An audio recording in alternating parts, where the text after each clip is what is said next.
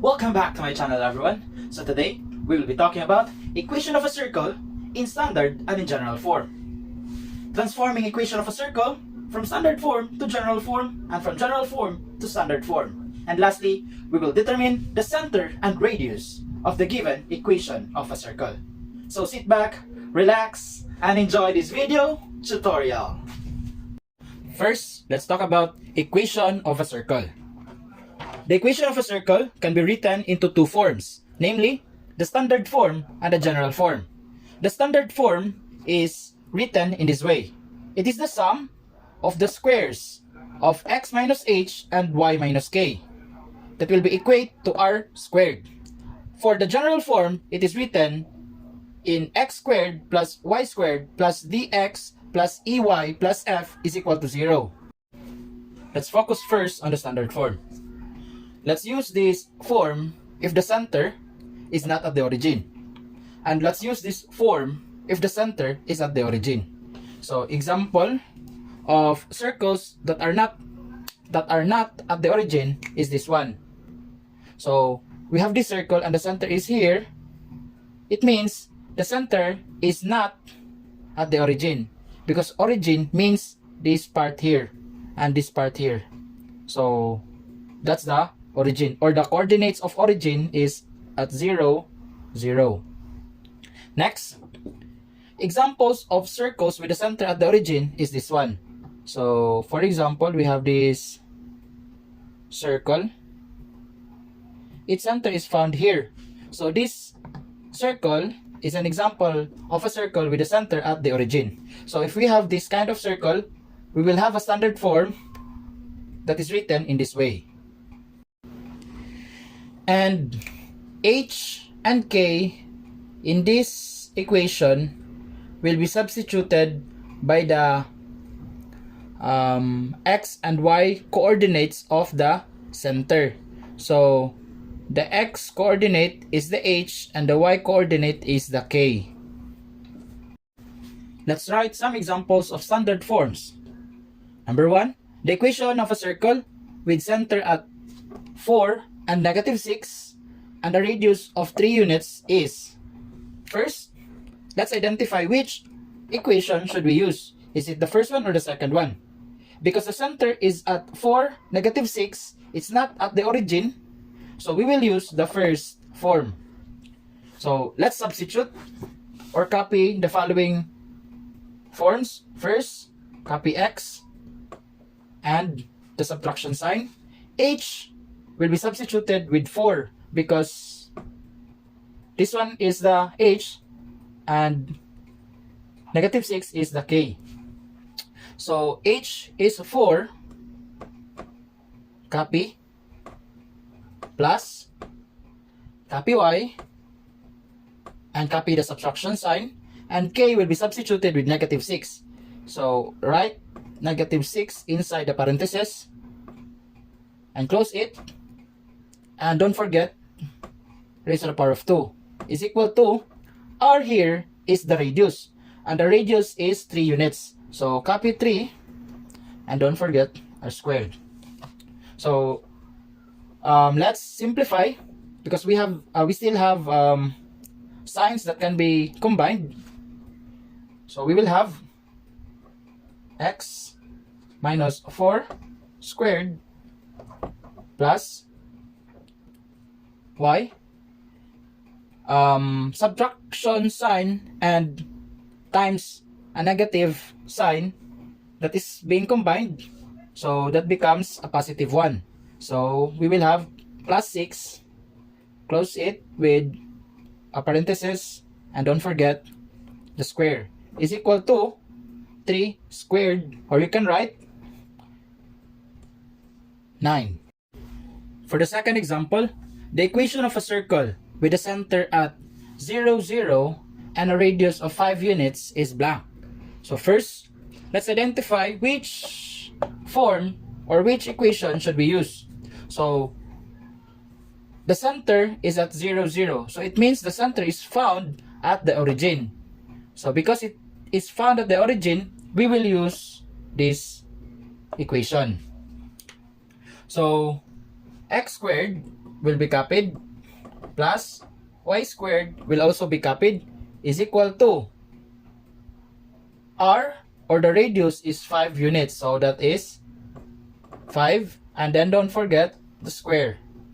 You can also rewrite this one by simplifying 5 squared. So copy x squared plus y squared is equal to 5 squared is 25.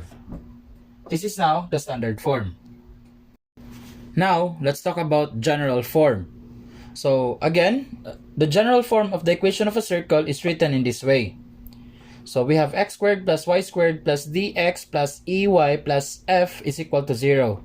So remember that in the general form, all numbers or all our variables and constants and numbers should be written on the left side, and we will equate that one with 0. And how can we get this kind of format of the general form? We will just expand the standard form of the equation of a circle. So if ever we have a standard form of the equation of the circle and you are being asked to get the general form of the equation of the circle, then you will just expand or transform the standard form into a general form. Now, let's have the examples. First example, write the general form of the equation of a circle with center at 4 and negative 1 and a radius of 7 units. So for the first step, write the standard form of the equation of the circle. So x minus h is the x coordinate of the center, and that is 4. Don't forget the square. Next, plus quantity y minus k, and k is the y coordinate of the center, and that is negative 1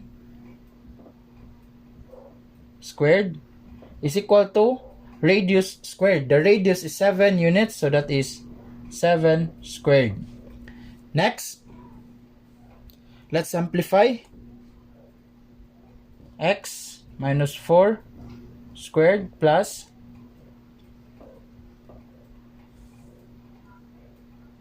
negative times a subtraction sign, that will be equal to positive, or that becomes a plus sign. So that's plus 1 squared is equal to 7 squared is 49. Next, we will expand the binomial. So to expand these binomials and this binomial, you can use a FOIL method, or you can also use this shortcut method. The shortcut method is square will be distributed to x and to negative 4. So first, x squared,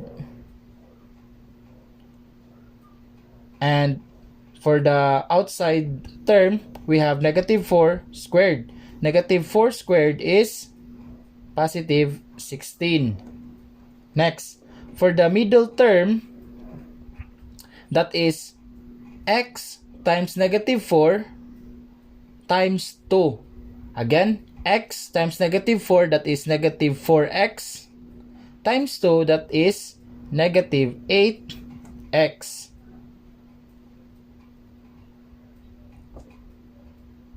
Next,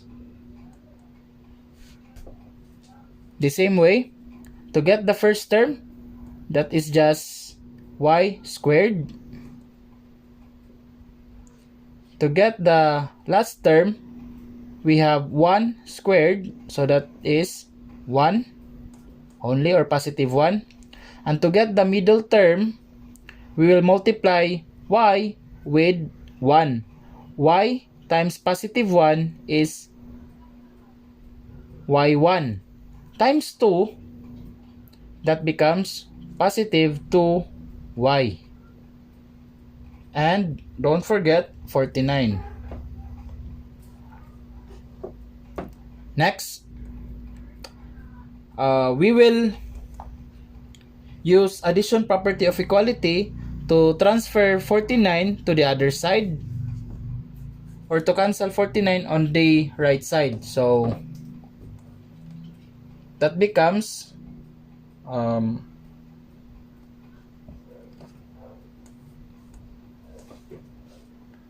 x squared minus 8x plus 16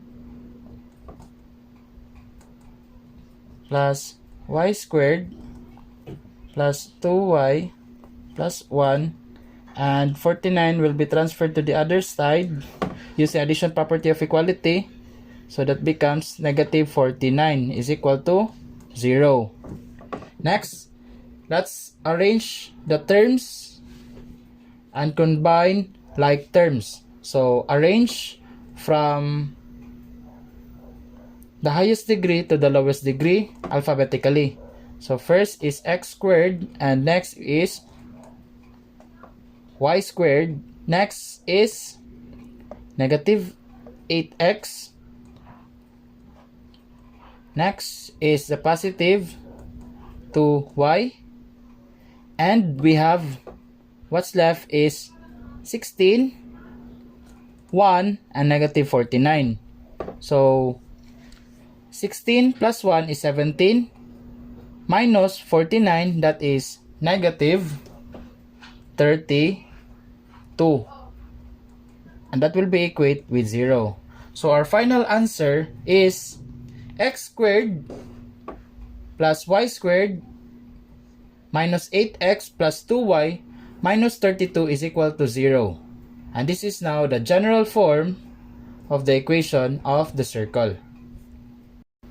Second example of writing a general equation or general form of the equation of a circle is this one. So write the general equation of a circle with the following given. Center at 0, 0 and the radius of 5 units. So again, the first step is write the standard form. So we will be transforming the standard form into a general form. The standard form is this one, because the center is at the origin or at 0, 0. So we will be having this kind of standard form. X squared plus y squared is equal to r squared. And radius is 5, so that is 5 squared. Next, simplify first this equation before proceeding. 5 squared is 25. Here, we will use addition property of equality to transfer 25 to the other side, or to cancel out 25 on the right side. So by using addition property of equality, we will have x squared plus y squared, and cancel out this one. So 25 minus 25 will be 0. What you did on the right side should also be done on the left side. So that is, we will write negative 25 also on the left side. So copy that one. Arrange the left side. So we will have x squared plus y squared, and write negative 25 is equal to 0. So the general form or the general equation of our circle is x squared plus y squared minus 25 is equal to 0.